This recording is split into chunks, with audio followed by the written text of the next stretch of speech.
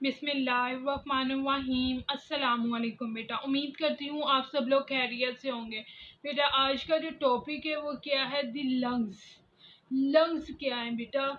Pair of lungs होते हैं हमारी बॉडी में। कहाँ पर बेटा? थोड़ैसिक कैविटी के अंदर, यानी कि थोड़ैसिक कैविटी में बेटा हमारे पेयर ऑफ लंग्स होते हैं। इसकी चेस्ट वॉल किसके is made up of 12 pair of ribs. हमारी जो चेस्ट वॉल होती है वो किससे बनी होती है बेटा? पेयर्स ऑफ रिब से। रिब मसल्स कौन से होते हैं बेटा? इंटरकोस्टल मसल्स होते हैं। और ये थिक मस्कुलर स्ट्रक्चर्स के इज इन रिब्स, हमारे लंग्स के नीचे बेटा थिक मस्कुलर स्ट्रक्चर होता है जिसको हम क्या कहते हैं बेटा? डायफ्राम।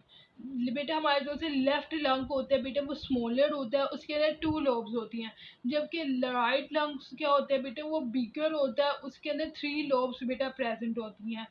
लंग्स क्या है बेटा? स्पोंगी होते हैं और इलास्टिक ऑर्गन्स होते हैं। इसके अंदर ब्लड वेसल्स होती हैं, पल्मोनरी आर्टरीज होती हैं एंड वेन्स होती हैं।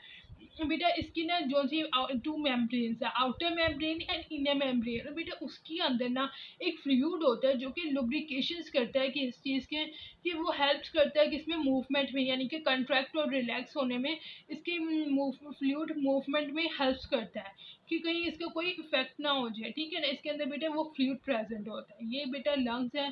ठीक है, अब मैं आपको इसका ओवरव्यू दे देती हूँ कि लंग्स होता क्या है। पहला पॉइंट क्या है? थोरेसिक कैविटी के अंदर प्रेजेंट होते हैं। ठीक है ना? इसको इसकी कवर अप कौन करता है? इसको बेटा इंटरकोस्टल मसल्स करते हैं। ठीक है, इसके नीचे एक डायफ्राम होता है लंग्स के नीचे।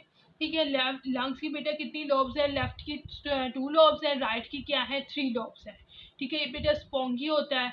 ठीक है, इसके अंदर क्या होती है? Pulmonary arteries and veins. इसके अंदर एक फ्लूइड होता है जो कि मूवमेंट में हेल्प करता है बेटा। इसकी 2 मेम्ब्रेन्स है, outer membrane and inner membrane.